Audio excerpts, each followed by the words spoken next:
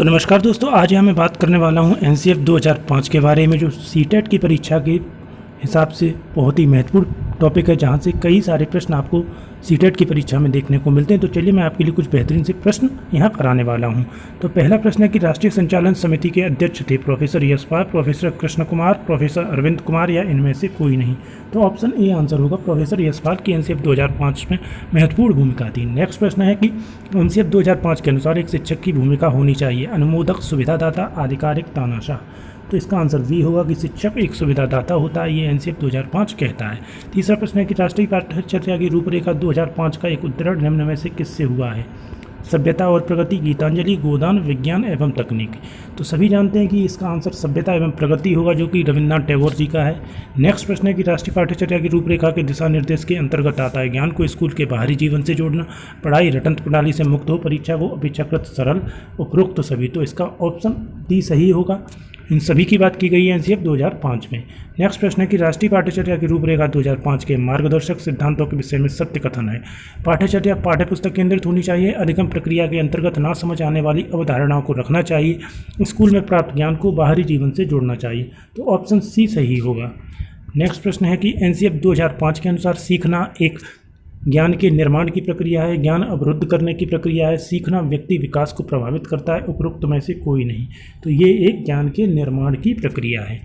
Next प्रश्न है कि राष्ट्रीय पाठ्यचर्या की रूपरेखा 2005 के अनुसार बाल केंद्रित शिक्षा शास्त्र में शिक्षार्थी को किस प्रकार नियोजित करने की आवश्यकता है? अभिरुचियों के अनुरूप, आर्थिक स्तर के अनुरूप, सामाजिक स्तर के अनुरूप, शारीरिक स्तर के अनुरूप। तो इसका ऑप्शन ए सही होगा, अभिरुचियों के अनुरूप। नेक्स्ट प्रश्न है कि राष्ट्रीय पाठ्यचर्या की रूपरेखा 2005 के अनुसार कक्षा में शिक्षक की भूमिका होनी चाहिए, एक आदेशक की, एक उत्प्रेरक की, एक नेता की, उपरोक्त में से कोई नहीं। तो इसका आंसर होगा एक उत्प्रेरक के रूप में। नेक्स्ट प्रश्न है कि एनसीएफ 2005 के अनुसार सत्य नहीं है, सभी बच्चों में सीखने की क्षमता होती है, बच्चे स्वभाव से सीखने हेतु प्रेरित रहते हैं, सभी बच्चे व्यक्तिगत स्तर पर एक ही तरह से सीखते हैं, स्कूल के भीतर बाहर दोनों जगह सीखने की प्रक्रिया चलती रहती है। तो ऑप्शन सी इसका आंसर होगा कि सभी बच्चे व्यक्तिगत स्तर पर एक ही तरह से सीखते हैं, ये बिल्कुल गलत है। नेक्स्ट प्रश्न है कि एनसीएफ 2005 के अनुसार भाषाई अल्पसंख्यक वाले वर्गों के बच्चों को शिक्षा किस भाषा में देनी चाहिए? उनकी मातृभाषा में, अंग्रेजी में, हिंदी में, उपरोक्त सभी में। तो आंसर होगा उनकी मातृभाषा में। नेक्स्ट प्रश्न है कि राष्ट्रीय पाठ्यचर्या की रूपरेखा 2005 के अनुसार बच्चों के आकलन का तरीका है वार्षिक परीक्षाएं, अर्धवार्षिक परीक्षाएं, दैनिक गतिविधियां, इनमें से कोई नहीं। तो ऑप्शन सी सही होगा कि दैनिक गतिविधियां। नेक्स्ट प्रश्न है भीड़ भाड़ वाली कक्षाओं में अध्यापन की बात करना निरर्थक है, पिछड़े, सामान्य, कक्षा केंद्रित या सृजनशील। तो इसका आंसर होगा डी, सृजनशील।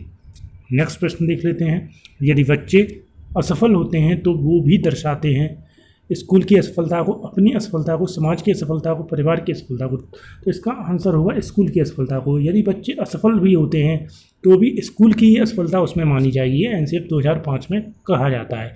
एनसीएफ 2005 के अनुसार गणित शिक्षण का लक्ष्य होना चाहिए तार्किक ढंग से सोचना, अमूर्तनों का निर्माण करना, संचालित करने की योग्यता का विकास करना, उपरोक्त सभी। तो इसका आंसर होगा डी। तो दोस्तों, ये कुछ महत्वपूर्ण प्रश्न थे जो आपको सीटेट की परीक्षा में एज इट इज़ देखने को मिलेंगे। धन्यवाद।